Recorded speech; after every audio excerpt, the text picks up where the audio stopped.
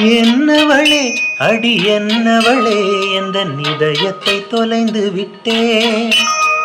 எந்த இடம் அது தொலைந்த இடம், அந்த இடத்தையும் மறந்து விட்டே. உந்தன் கால் கொலுசில் அது தொலைந்ததென்று உந்தன் காலடி தேடி வந்தே.